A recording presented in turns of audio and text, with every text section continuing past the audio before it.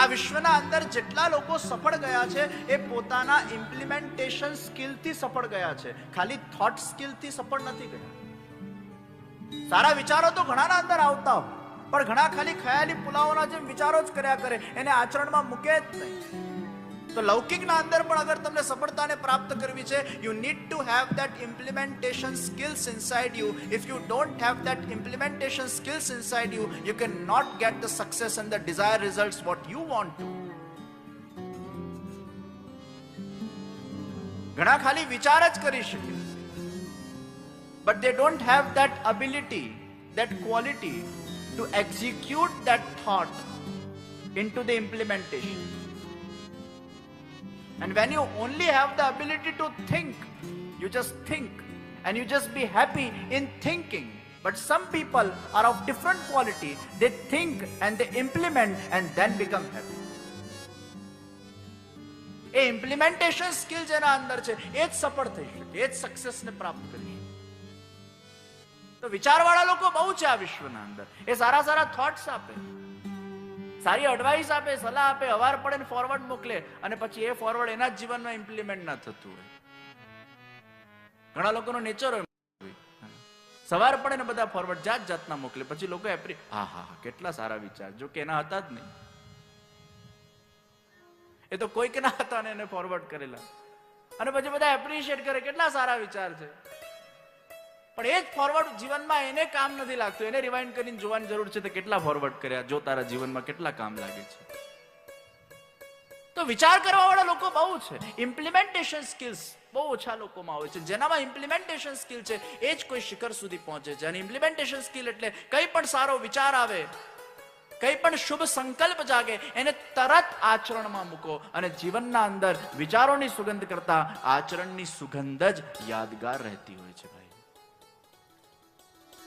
કોઈ સારું ફૂલ હોય અને એની સુંદરતાને આપણે નિહાળીએ અને એને આપણે એપ્રિશિએટ કરીએ, આ ફૂલ બહુ સરસ, પણ એ ફૂલના અંદર જ્યારે સુગંધ હોય છે ત્યારે આપણું હૃદય એને એપ્રિશિએટ કરે છે. सुंदरता तो फूल में होनी ही चाहिए, लेकिन साथ में सुगंध भी होनी चाहिए. वो सुगंध वो इम्प्लीमेंटेशन है, और सुंदर विचार वो सुंदर फूल के भांति. कथाने તમે શ્રવણ કરો પણ એકાદ વાક્ય પણ જો ઇમ્પ્લિમેન્ટ કરો.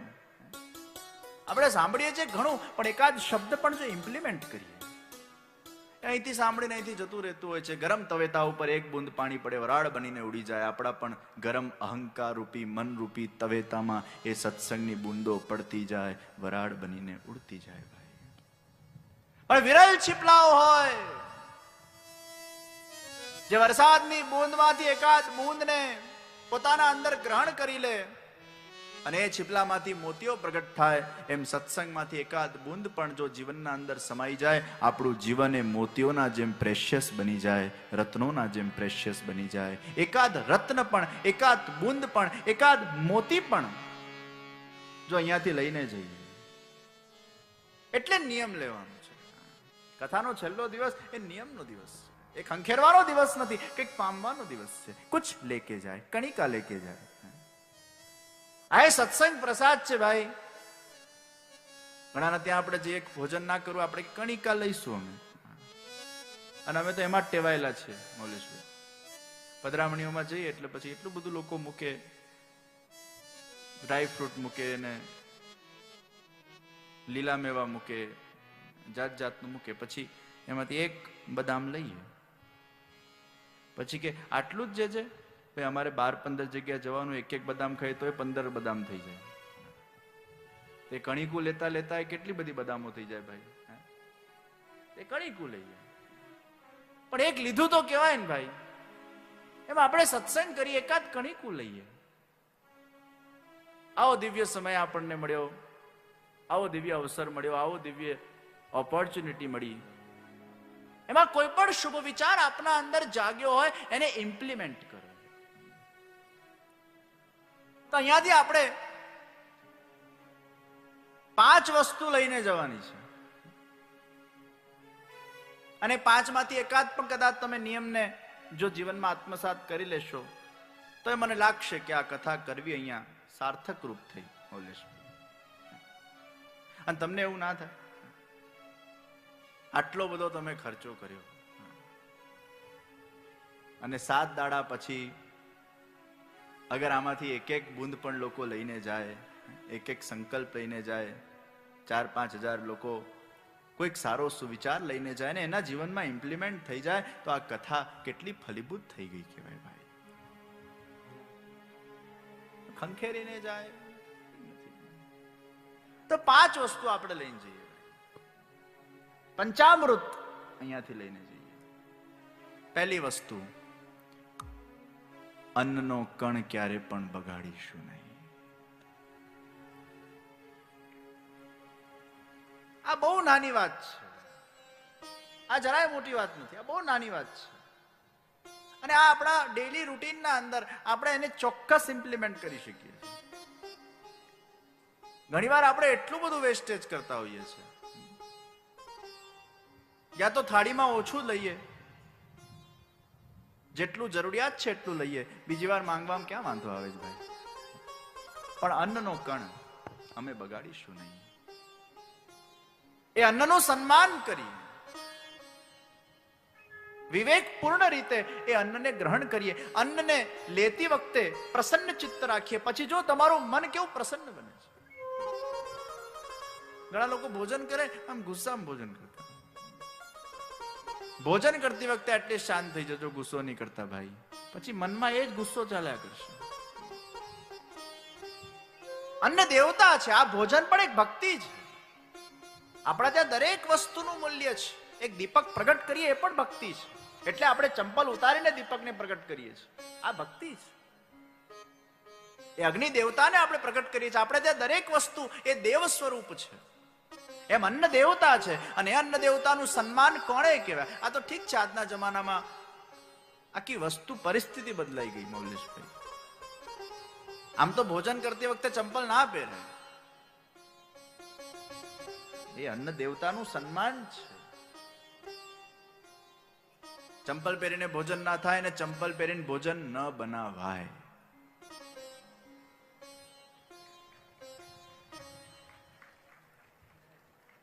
કેટલાય હશે ચંપલ પહેરીને બનાવવા વાળા? આ નાના નાના આચાર વિચારો આપણે ફોલો કરવાના જ ભાઈ. ચંપલ પહેરીને ભોજન ન બનાવાય અને ચંપલ પહેરીને ભોજન ન કરાય. ચંપલને હાથ લગાડો તો હાથ ધોવા પડે ભાઈ. હું ઘણી વાર જોઉં મૌલેશભાઈ, હા, અહીં બૂટ હાથથી કાઢે તો એવા બૂટ જ કેમ પહેરો છો, હાથ લગાડવા પડે.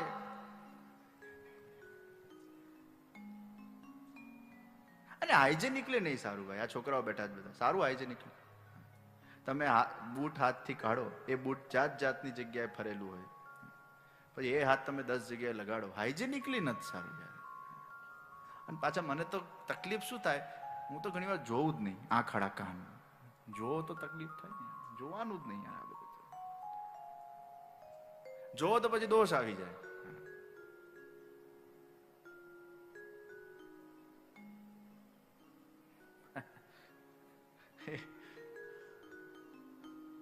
જવા દો, હાથ નથી. પણ આ બૂટ કાઢીને પછી સીધી આરતી પકડે. ક્યાં બધું ને હાથ ધોવા પડે ભાઈ. આ જનરલ આચાર વિચાર આપણામાં નથી હોતા. બૂટ અડકીને આપણે હાથ ધો, પણ બૂટ જ એવા, એ નિયમ લઈ લો, બૂટ એવા પહેરો જ નહીં કે જેને હસ્તનો સ્પર્શ કરવો પડે. આવા નાના નાના નિયમો લો જીવનમાં. હાથ જ ના અડવું પડે. હું કામ એવા સેન્ડલ આપણે પહેરવા જોઈએ જેમાં હાથ લગાડવા પડે? આપણે હાથ લગાડવાનો વિષય જ ના જોઈએ. એવી પરિસ્થિતિ જ ઊભી નહીં કરવાની કે જેમાં હસ્તનો સ્પર્શ કરવો પડે. આ નાના નાના નિયમો લેવાની જરૂર છે. અને આ તો પેલું સ્પ્રે બોટલ નથી આવતી, હાથે રાખો, ગાડીમાં રાખો, ઘરમાં રાખો, તરત હાથ અને સ્પ્રે થી હાથ, એ બહુ સારા. મોડાથી ગ્લાસ પીએ, જૂઠણ કરે, પછી બસ 10 જગ્યાએ અડકે, એટલે બધે જૂઠણ થયું, એઠું થયું. એ જ હાથથી મોબાઈલ અડકે. કેટલા લોકો અહીંયા બેઠા હશે જે મોડાથી પાણી પીધા પછી હાથ નહીં ધોતા હોય? એ પદ્ધતિ જ નથી. એ આપણી સંસ્કૃતિની પરંપરાઓ ભૂલાઈ ગઈ છે. એ બધું એઠું કરીએ છીએ, બધું જૂઠણ કરીએ છીએ, આખું ઘર આપણે અશુદ્ધ બનાવીએ છીએ. તો મોડાથી પીધા પછી આપણે હાથ ધોઈએ છીએ ભાઈ, બધું એઠું કરીએ છીએ.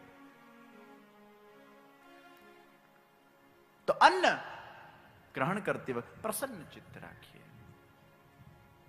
ગુસ્સામાં ન કરીએ, ઈર્ષામાં ન કરીએ, દ્વેષમાં ન કરીએ.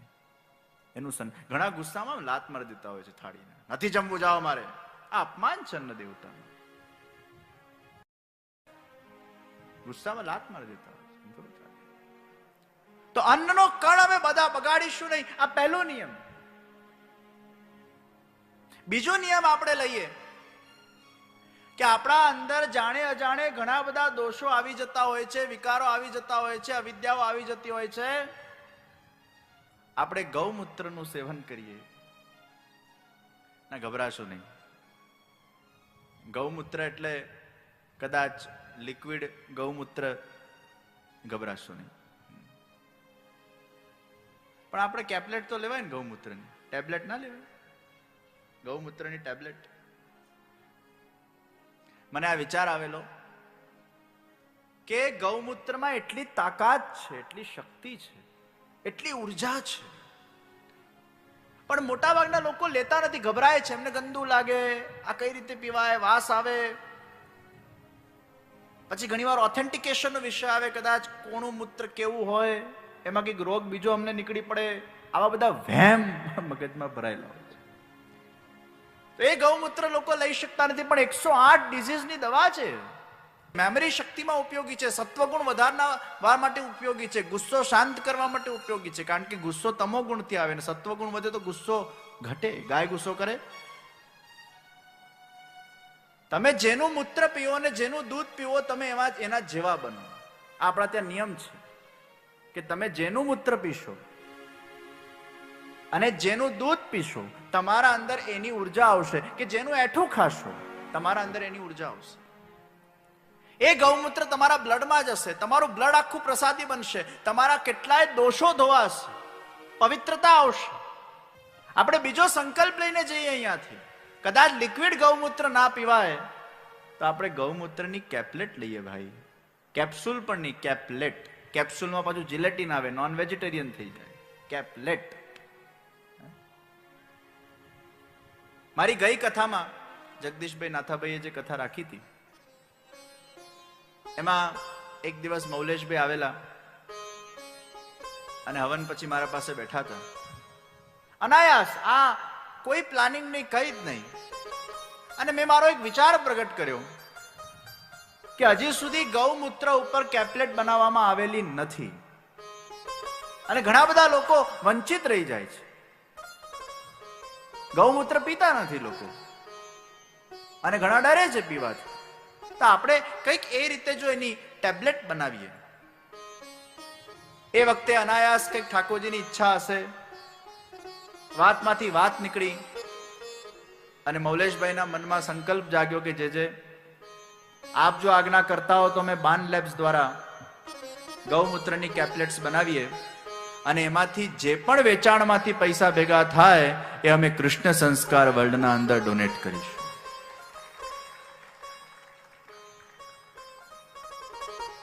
આવી સારી ભાવના એ વખતે પ્રગટ થઈ કે લોકોને ગૌમૂત્ર પહોંચાડવામાં આવે ઘરે ઘરે. આજે વિદેશના લોકોને પણ અગર ગૌમૂત્ર પીવું હોય તો લિક્વિડ ફોર્મમાં મોકલવું, ઇટ ઇઝ ટુ ડિફિકલ્ટ. એ કેપ્લેટ ફોર્મમાં જઈ શકે ને ગળતા ક્યાં વાંધો આવે છે?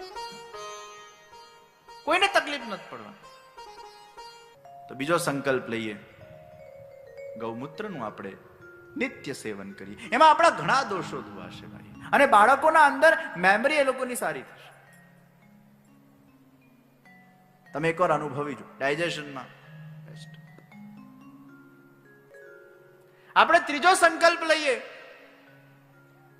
કે જે અન્નના માધ્યમથી આપણા અંદર ઘણા બધા વિકારો આવી જતા હોય છે, કારણ કે એ અન્ન શુદ્ધ રીતે બન્યું, અશુદ્ધ રીતે બન્યું, રેસ્ટોરન્ટમાં તમે ખાધું, ઓનિયન ગાર્લિક તમે ખાધા, અપ્રસાદી ખાધું, કોણે કઈ મનોવૃત્તિથી એને બનાવ્યું, તો એના ઘણા બધા દોષો, અન્ન દોષ આપણા અંદર આવે છે અને એ આપણા બ્લડમાં જાય છે. આપણું બ્લડ પણ વિકારવાળું થાય છે. તો એના શુદ્ધિકરણ માટે આપણે ત્રીજો નિયમ લઈએ. જે લોકો એકાદશીનું વ્રત કરતા નથી એ એકાદશીના વ્રતનો નિયમ લે. મહિનામાં 2 દાડા ફક્ત આપણે ફાસ્ટિંગ કરવાનું છે ભાઈ.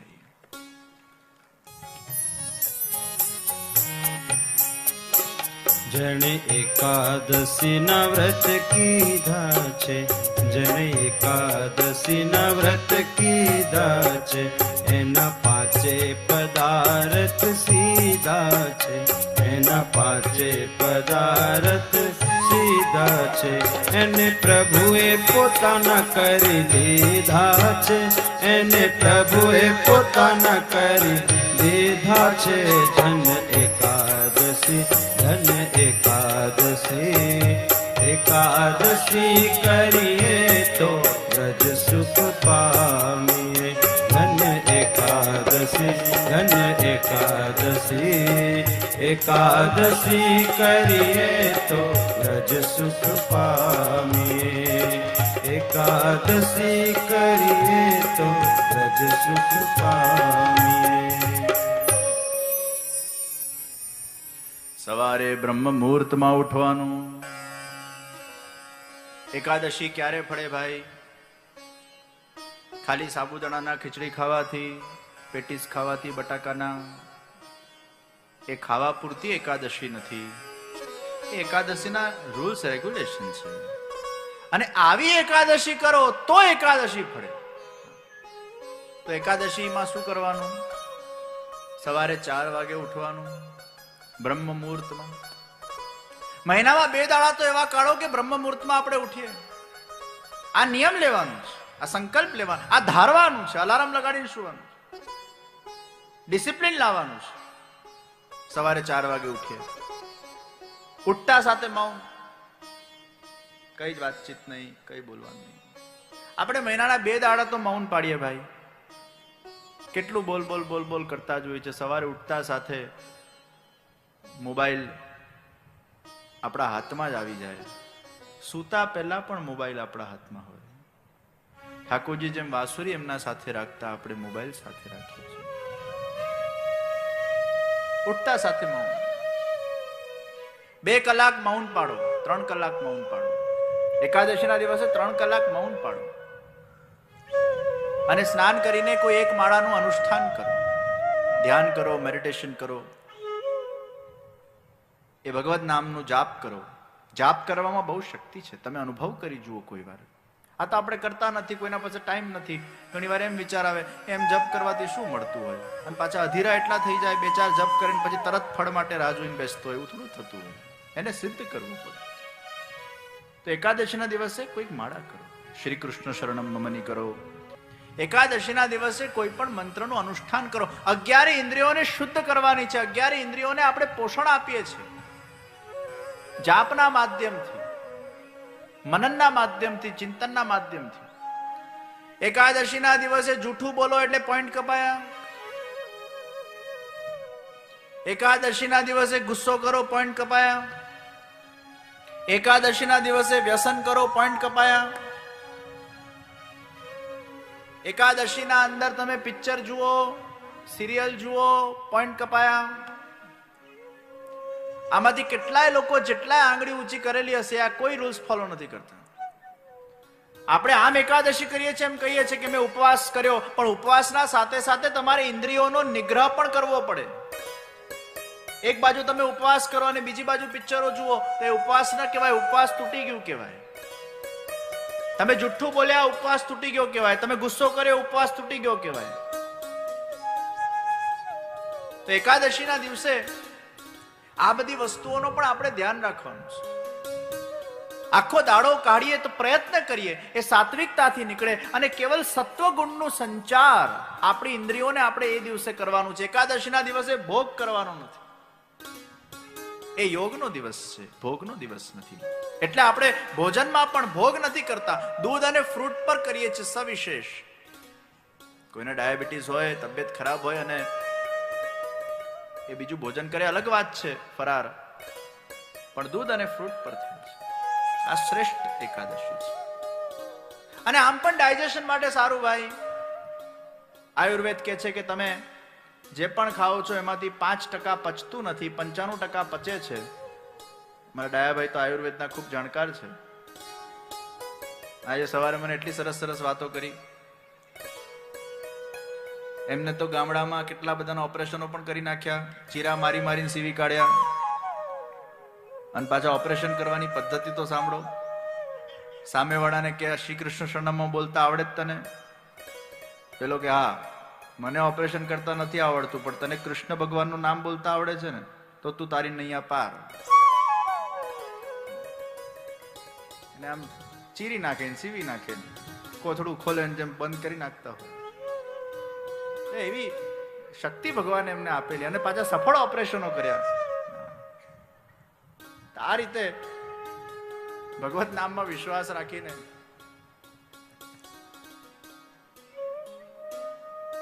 આયુર્વેદમાં કીધું છે કે તમે જે જમો છો એનું 5% અપચો રહે છે, અને એ 5% જે અપચો થાય છે એમાંથી કાચું આમ ડેવલપ થાય છે, અને જે કાચું આમ ડેવલપ થાય છે એમાંથી ઘણા બધા ડિઝીઝ ડેવલપ થાય છે.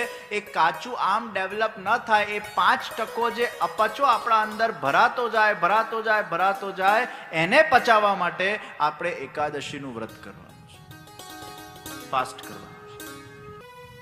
તો ત્રીજો સંકલ્પ લઈએ, એકાદશી કરવાનો. ચોથો સંકલ્પ લઈએ,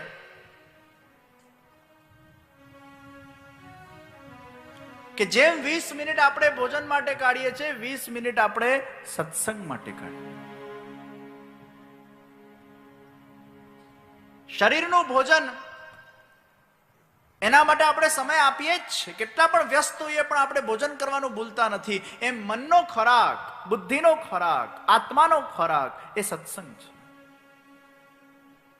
તમે 20 મિનિટ દિવસના સત્સંગ માટે કાઢો. ટાઈમ ટેબલ નક્કી કરો કે મારા એ 20 મિનિટ કયા છે જે મારે સત્સંગ માટે કાઢવા છે. એ સત્સંગનું ભોજન આપણા જાતને આપીએ, એ મનને ભોજન પ્રદાન કરીએ, બુદ્ધિને ભોજન પ્રદાન કરીએ. અને પાંચમો નિયમ,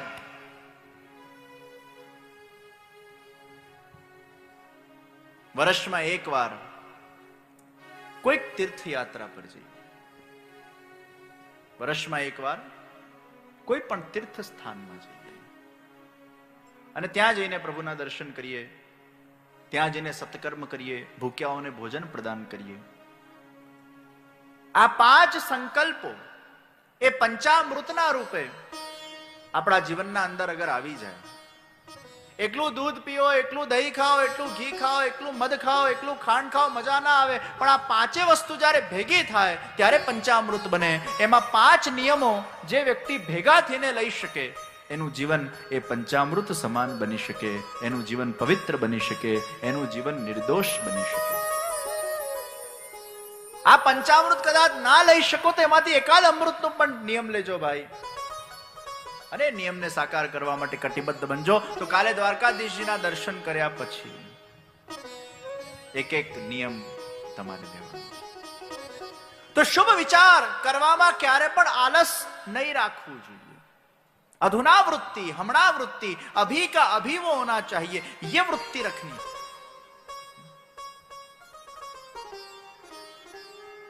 દ્વારકાધીશજી આજે મૌલેશભાઈના ઘરે પધાર્યા છે. એક અનેરો આનંદ છે.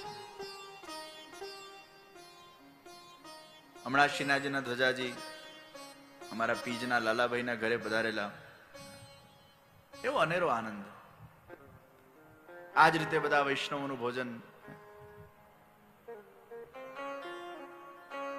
સત્સંગ પછી ભોજન, દર્શન પછી ભોજન, એની એક વિશેષ તૃપ્તિ છે, અલૌકિક આનંદ છે.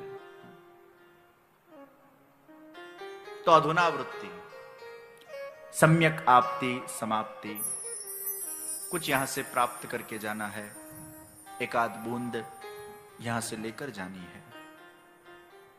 એટલે કીધું આજનો લાહો લીજીએ રે, કાલ કોણે દીઠી છે ભાઈ. એક ગેમ રમીએ, ચાલો હાલો, આંખ બંધ કરો બધા. હું ઘણી બધી વાર ગેમ રમાડું છું. આમાં શું છે કે આપણા અંદર વિચારો ઘણા હોય છે પણ ક્લિક નથી થતું, અને ઘણી સારી વસ્તુ આપણને ખબર પણ હોય છે, ક્લિક નથી થતું. ભાઈ ઇલેક્ટ્રિસિટી કેટલી પણ હોય પણ જ્યાં સુધી બટન ના દબાવો ને અજવાળું ના આવે. ઇલેક્ટ્રિસિટી કેટલી પણ હોય. આપણે આંખ બંધ કરીએ, ચાલો 2 આંખના વચ્ચે ધ્યાન કેન્દ્રિત કરો. તમારી જે ઉંમર હોય એનું સ્મરણ કરો. ઉંમરના આંકડાને બે આંખના વચ્ચે લાવો.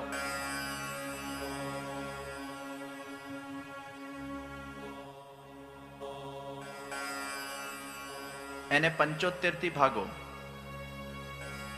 જેની ઉંમર 75 થી વધારે હોય એ 100 થી ભાગે. 75 માઇનસ તમારી ઉંમર, કેલ્ક્યુલેશન કરો. એ આંકડાને બે આંખના વચ્ચે લાવો. એને જોયા કરો અને જોતા જોતા ધીરે ધીરે આંખો ખોલો.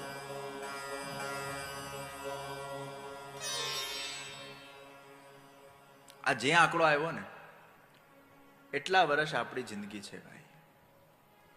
આ બહુ સિમ્પલ છે. 75 મેં એટલે કીધું કે 75 પછી એ જેટલા જીવીએ છે એ બોનસ છે ભાઈ. કારણ કે પછી ઠેકાણું નહીં. કાંધાનો દુખાવો, સાંધાનો દુખાવો, પગનો દુખાવો, જાત જાતના ઓર્ગન્સ આપણા બગડવા લાગે. પછી ઠેકાણું નથી. પછી જેટલું જીવીએ છે એ બોનસ છે. પણ 75 થી ભાગીને જે આંક તમને દેખાયો, હવે તમારા જાતને કહો. આ જપ કરતી વખતે રોજ તમારા જાતને કહેવાનું છે કે મારા પાસે આટલા જ વર્ષ રહ્યા છે. બહુ ઓછો ટાઈમ રહ્યો છે ભાઈ, અને એ સમયને હવે મારે દિવ્ય બનાવવું છે. પરિવાર માટે તમે કર્યું, સમાજ માટે કર્યું. હવે આત્મકલ્યાણના રાહ પર આપણા જાતને લઈ જવાનું છે. આધ્યાત્મિક કાર્યોની સુગંધ જીવનમાં ફેલાવવાની છે. માનવતાના કાર્યોની સુગંધ ફેલાવવાની છે. इसलिए मैं हर बार कहता हूं 55-60 વર્ષ પછી સુધી ભોગ કરજો, પછી ભોગ આપજો ભાઈ. પછી ગ્લોબલ વિલેજ કોન્સેપ્ટ, આ વિશ્વ મારું ઘર છે, વિશ્વ મારું પરિવાર છે, આ ભાવને જાગૃત કરવાનું છે. પૂરા વિશ્વ મેરા પરિવાર.